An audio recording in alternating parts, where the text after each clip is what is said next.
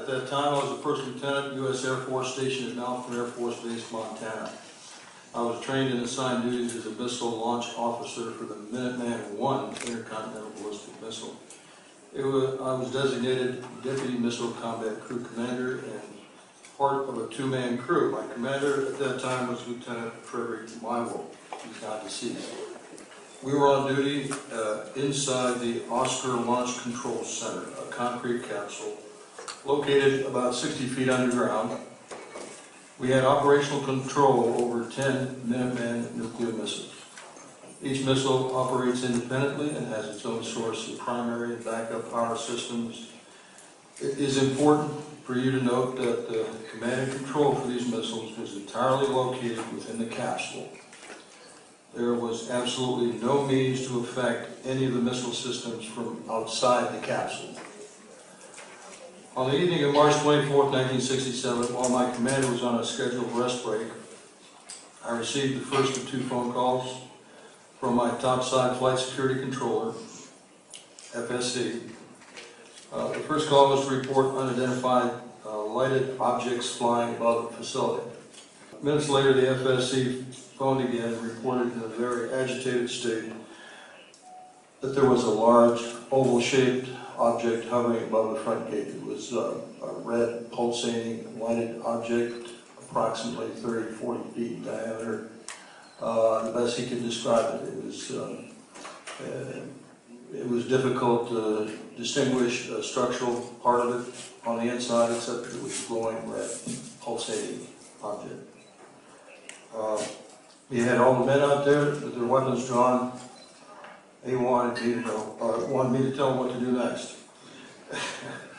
I, of course, told him something like, make sure nothing comes inside the perimeter fence.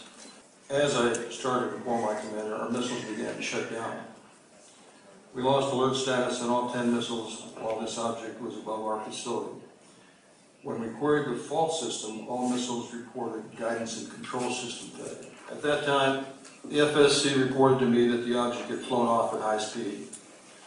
When the security alert team arrived at the affected LFs, and I'll read LFs meaning launch facilities, they reported seeing the object hovering over those sites. As they approached closer to the object, they lost all communications with the FSC. After speaking to the wing command post, Lieutenant Mywell informed me that the same thing happened at another flight. At that time, I assumed that meant that night, but it turns out what he meant was it happened at another flight about a week earlier. They reported that the objects were above them, and at that point the missiles started shutting down, disabled. Recently, let's say 2010, there was a shutdown of 50 missiles at Francis E. Warren Air Force Base. This was announced by the Air Force. It was announced that there was eventually announced there was a computer glitch.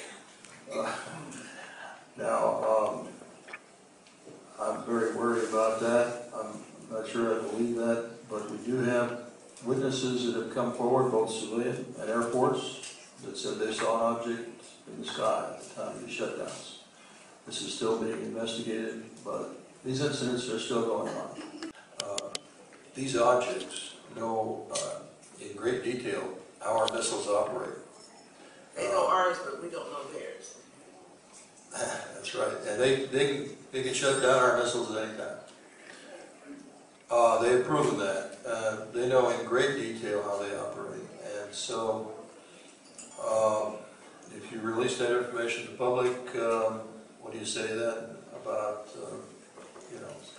what kind of defense do we have against these things? The greatest thing that's happened is more people have come forward. You heard Bruce Fenstermacher and Mr. Schindel say that as a result of my appearing on public broadcasting programs, they decided to go ahead and come out. So, again, if there are others out there that want to come forward and feel they can, deal with this, because there is still a ridicule factor involved, it's going to help this, disclosure eventually. And you had 30 years to reflect on the incidents of what occurred that day at the base. And in your head, do you believe that it's an extraterrestrial presence that's causing that? Yes, definitely not of this earth because of the way it flew. I was an aircraft certification engineer for over 22 years. I worked for FAA, and I was in Air Force. The way it flew and the way it was able to shut down the missiles in a very specific way by sending a very specific signal to each of the missiles. And you've never seen anything like that? Absolutely not. Absolutely not. I don't even imagine that something like that we would have today if it was ours in some way.